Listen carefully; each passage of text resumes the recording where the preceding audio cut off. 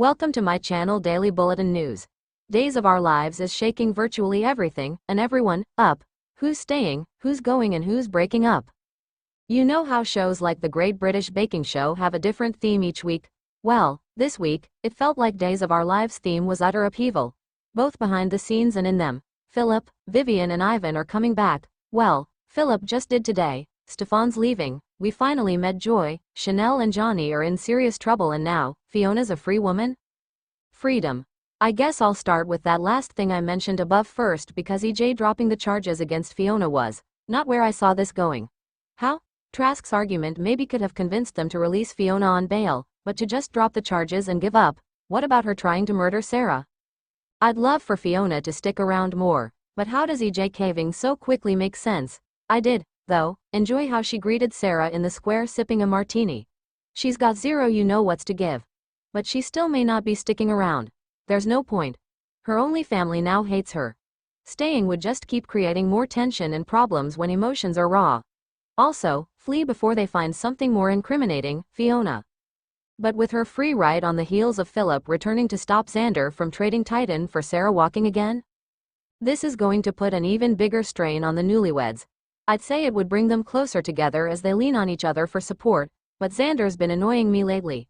Again, he railroaded over Sarah's own wishes about herself, and ignored her asking him not to sacrifice Titan for her being able to walk. Just as he ignored her pleading with him not to kill Brady for her sake. Xander, grow up and respect your wife's wishes, especially when it has to do with her. Prodigal son. As for Philip, I think we were all expecting he'd be the one who'd challenge Xander. It's a bit of a turn from Philip wanting nothing to do with Titan after Victor's death, but as Jean-Paul Lavoisier explained, he may not have wanted to run his dad's company, but he doesn't want to see it destroyed. So he'll do what he has to prevent that. Also, he hates Xander. I chuckled at the sneers the siblings gave each other when Philip walked in at the end of Friday's episode. But, yeah, working with Vivian is, I'm willing to bet, going to be something Philip regrets. A lot. That woman is way too obsessed with him and treating him as her son. But I cannot wait to see Kate react to the news. Vivian, Kate face off, here we come, please. A surprise exit. As for Vivian's real son, now that we know that Brandon Barish is leaving, his and Gabby's breakup makes sense. That was honestly the first thought that popped into my head when I learned he was going. Oh, that's why they tore Staby apart. It had seemed to come out of nowhere, but now it's clear it was written for his exit. It's a shame because I feel like Staby fans were getting back on board with them, and especially Cherie Jimenez as Gabby in the duo. All this waiting for Gabby to come home and reunite. After they finally reunited following Stefan's resurrection, and then the couples just dropped. What was the point of bringing Stefan back, then? Why not just let him and Jake go? And to be clear, it's not that Stefan and Gabby need to constantly be tied together, but the way the show played it, everything revolved around their reunion, and now it's done. And while the end of Friday's show may be worrying about Stefan's fate, we will see him on Monday yet. That's his final day. And no, he doesn't die, and we already know Vivian's involved. Both from Louise Sorrell and spoilers on Monday saying she's the one who stops him from reuniting with Gabby. Vivian's many things, including, most definitely, a murderer, but she's not going to kill her own son. But she would keep him from reuniting with Gabby in a heartbeat. I've been waiting for revenge for Gabby turning her into the cops for a good year now. Bad behavior. My body and soul note this week. No, it wasn't. I hate this so much. Chanel, kick Johnny to the curb. As far as I'm concerned, they're done. They shouldn't be. Johnny's toxic, fragile male ego popped up out of nowhere, but once, "You cheating slut," came out of his mouth, that was it for me. How is this the same couple that just went through losing a baby? But I loved how after all of Johnny's, but this happened and this happened and this happened, and you can see why I thought you cheated. Excuses. Chanel pointed out the most important part.